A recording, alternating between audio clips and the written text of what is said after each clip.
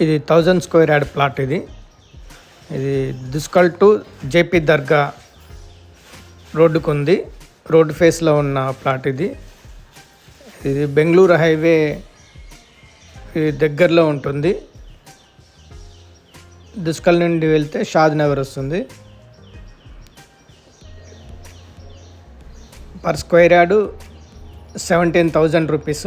Interest ఉన్న వాళ్ళు screen మీద ఉన్న నెంబర్కు కాల్ చేయగలరు.